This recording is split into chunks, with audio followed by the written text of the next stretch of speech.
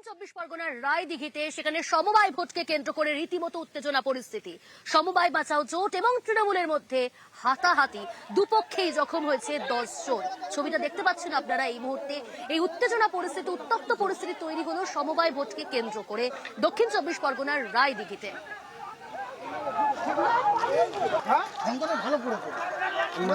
আনিসুদ্দিন রয়েছে প্রতিনিধি, সরাসরি যাবো আনিসুদ্দিনের কাছে। আনিসুদ্দিন, কেন এরকম উত্তপ্ত পরিস্থিতি তৈরি হলো?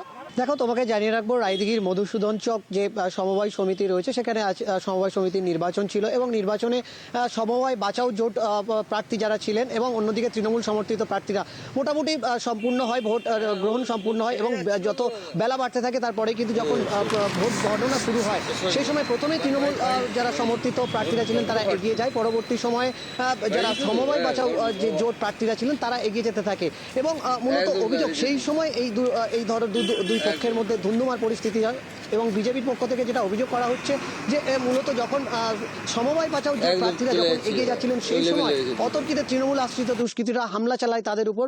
পাল্টা অভিযোগ করা হয়েছে তৃণমূল কংগ্রেসের পক্ষ থেকে যে মূলত যে সমস্ত সমবায় বাঁচাও যারা প্রার্থীরা ছিলেন তারা কিন্তু যখন জয়ের দিকে এগিয়ে যাচ্ছিলেন সেই সময় বিজয় উল্লাস করছিলেন এবং তখনই অতর্কিতে তৃণমূল যারা কর্মী সমর্থক ছিলেন তাদের উপরে হামলা চালায়। এই ঘটনার জেরে কিন্তু ধুন্ধুমার পরিস্থিতি হয়ে যায়, লাঠি বাঁশ নিয়ে কিন্তু যে একে অপরের বিরুদ্ধে ঝাঁপিয়ে পড়ে, এমনটাই কিন্তু যে ছবি দেখতে পাচ্ছি আমরা। এবং ঘটনাস্থলে পুলিশ মোতায়েন ছিল সকাল থেকে এবং এই পরিস্থিতি নিয়ন্ত্রণে আনতে গিয়ে বেশ কয়েকজন পুলিশ কর্মী আহত হয়েছে বলে জানা গেছে।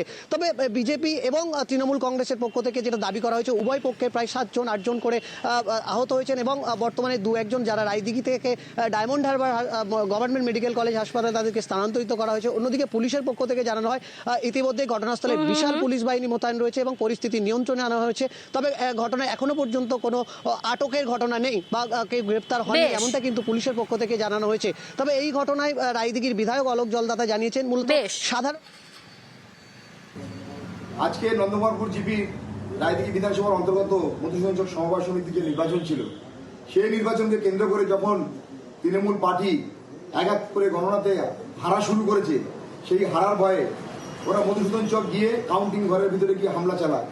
কয়েকজন ওখানকার দুষ্কৃতী, তাদের ক্রিমিনাল অ্যাক্টিভিটি, তাদের নেতৃত্বে আমাদের প্রেমানন্দ জনসহ প্রায় 7 জন আহত হয়। তৃণমূল সামান্য একটা সমবায় সমিতি নির্বাচনে যেখানে মানুষের খুন করতে ছাড়ে না, তো এই সরকারকে আমরা ধিক্কার জানাই, এই দলকে আমরা ধিক্কার জানাই। বিজেপির নেতা হয়তো বলছে যে তাদের সমর্থিত, ওটা সর্বদলীয় ভাবে, ওখানে বিজেপির আছে, সিপিএম এর আছে, যাই হোক কারা গন্ডগোল করেছে আমিও স্পটে ছিলাম না, যেই গন্ডগোল করে থাকুক কিন্তু সেটা কাম্য নয়। আবার বলছি, পুলিশকে বলা হয়েছে যাতে ফার্দার না এর গন্ডগোল বাড়ে বা প্রশাসনিক পদক্ষেপ যেন দ্রুততার সঙ্গে নেয়। ওদিকে পুরুলিয়ার বাকমুন্ডিতে সমবায় ভোটে জয়লাভ করেছে তৃণমূল কংগ্রেস। মহাজোটকে হারিয়ে এই জয় লাভ তৃণমূল কংগ্রেসের। এ বিষয়ে বিস্তারিত জানাবে ইন্দ্রজিৎ, রয়েছে সরাসরি আমার সঙ্গে। ইন্দ্রজিৎ, কত আসনে জয়লাভ করলো সমবায় ভোটে তৃণমূল কংগ্রেস? দেখো প্রিয়াঙ্কা, একেবারেই মহাজোট, যেখানে বিজেপি, সিপিএম, কংগ্রেস ও ফরওয়ার্ড ব্লক এই 4 দল মিলে মহাজোট করেও তৃণমূল কাছে পরাস্ত হতে হলো। এই বাঘমুন্ডি সুইসা সমবায় কৃষি উন্নয়ন সমিতির যে নির্বাচন ছিল সেখানে মোট 70টি আসন ছিল এবং 70টি আসনের মধ্যে 47 আসন তৃণমূল কংগ্রেস পায়, 23টি পায় মহাজোট। ফলে এই জয় ব্যাপক জয় বলে মনে করছে তৃণমূল কংগ্রেস এবং মহাজোট, যে মহাজোটে বিজেপি রয়েছে, সিপিএম রয়েছে, কংগ্রেস রয়েছে, ফরওয়ার্ড ব্লক রয়েছে, তার সত্ত্বেও এই সাফল্যকেই বড়ভাবে দেখছে জেলা তৃণমূল কংগ্রেস। স্থানীয় বিধায়ক মিলে এই জয়ের উল্লাস আমরা দেখতে পেয়েছি, সবুজ আবির মেখে তারা উল্লাস করছে এবং এই জয়কে বড় জয় বলেই মনে করছে। যেখানে যাদের বিরোধীরা ছিল একেবারেই বিজেপি, সিপিএম, কংগ্রেস, যেটা বললাম তোমাকে একেবারে মহাজোট, সেই মহাজোট মাত্র 23টি আসনে মহাজোটকে হারিয়ে কিন্তু জয়লাভ করলো পুরুলিয়ার বাঘমুন্ডি সমবায় ভোটে রাজ্যের শাসক দল তৃণমূল কংগ্রেস। অনেক ধন্যবাদ ইন্দ্রজিৎ। এবার আলিপুরদুয়ারের একটা ছবি দেখাই। আলিপুরদুয়ারে সেখানে তৃণমূল কাউন্সিলরের দাদাগিরি। কি দাদাগিরি? জমি দখলের অভিযোগ তার বিরুদ্ধে, এবং তার বিরুদ্ধে স্থানীয় বাসিন্দারা অভিযোগ করছেন যে কেউ কোনো কাজ করতে গেলে সে কাজ করতেও বাধা দেয় অভিযুক্ত তৃণমূল কাউন্সিলর। আগে একটু বক্তব্য শোনাই আপনাদের, কি অভিযোগ সামনে আসছে। দীপাকর পাল পল্টন, ওই হচ্ছে এই এলাকার মাফিয়া ডন।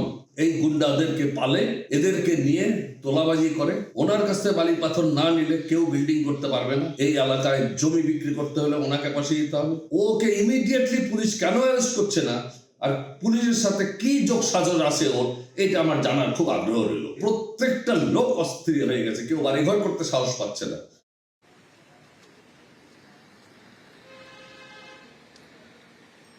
আলিপুরদুয়ার থেকে সরাসরি রয়েছে সহকর্মী রাজকুমার, যে তৃণমূল কাউন্সিলের বিরুদ্ধে অভিযোগ, অর্থাৎ দিবাকর পাল ওরফে পল্টন, তার ওই অভিযোগ শোনার পর, সামনে আসার পর অভিযুক্ত কাউন্সিলরের কি প্রতিক্রিয়া, কি বক্তব্য?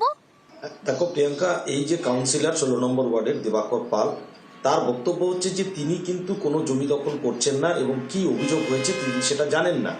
তার বক্তব্য যে ব্যক্তি এই অভিযোগ এনেছেন তার বিরুদ্ধে, তিনি নাকি ওই এলাকার জমি দখল করছেন এবং দীর্ঘদিন থেকে তিনি এটা করে যাচ্ছেন। এটা পাল্টা অভিযোগ হচ্ছে ওই কাউন্সিলরের, এবং তিনি পরিষ্কারভাবে জানিয়েছেন যে এলাকার ছেলেপেলে যারা আছেন তাদের সঙ্গেই তিনি থাকবেন এবং ওই কাউন্সিলর এলাকার মানুষের পাশে সবসময় থাকবেন। এটাই কিন্তু দাবি করেছেন ওই অভিযুক্ত কাউন্সিলর দিবাকর পাল। প্রিয়াঙ্কা,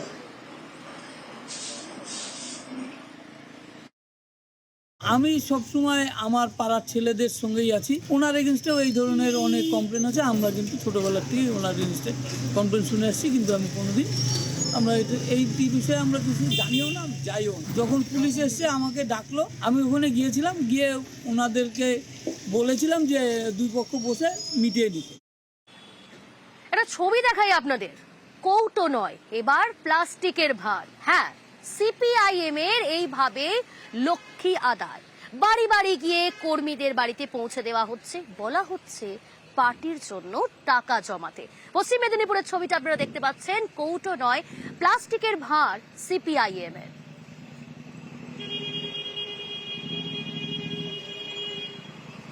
শঙ্কর রয়েছে সরাসরি। শঙ্কর, তোমার কাছ থেকে জানার চেষ্টা করবো, এই যে কৌটো নয় প্লাস্টিকের ভার পৌঁছে দেওয়া হচ্ছে, ঠিক কি কারণে এই প্লাস্টিকের ভার কর্মীদের বাড়ি বাড়ি পৌঁছে দিচ্ছেন সিপিআইএম এর অন্যান্য কর্মী সদস্যরা, নেতৃত্বরা কি বলছে? দেখো প্রিয়াঙ্কা, জানিয়ে রাখি যে পশ্চিম মেদিনীপুর জেলা সিপিএম এর সাধারণ যে সম্মেলন রয়েছে, আর এই সম্মেলনকে কেন্দ্র করে কৌটো নয় একেবারে ভাঁড় দিয়ে আসছে বাড়ি বাড়ি। 6000 বাড়িতে এরকম ভাঁড় দিয়ে আসবে এবং 10 দিনের জন্য পরেই এই ভাঁড়টি আবার তারা ফেরত নিয়ে আসবে। যে যেরকম পারবে প্রত্যেক দিন সেখানে সঞ্চয় করবে এবং এই জমানো টাকা দিয়েই সম্মেলন হবে বলে জানিয়েছেন। যদিও তৃণমূলের তরফ থেকে দাবি করা হচ্ছে একদিকে রাজ্যের মুখ্যমন্ত্রী তিনি লক্ষ্মী ভান্ডারে ভরে দিচ্ছে, অন্যদিকে এই সিপিএম তৃণমূলের আদলে একেবারে লক্ষ্মী ভান্ডার সেখানে দিয়ে তাদের বাড়ি থেকে সেই টাকা লুট করে আসছে। ফলে এই যে তাদের যে নতুন পন্থা, মানে সিপিএম এর নতুন পন্থা, তাকে একেবারে কৌটক্ষ করছে তৃণমূল কংগ্রেসের কর্মী সমর্থকেরা।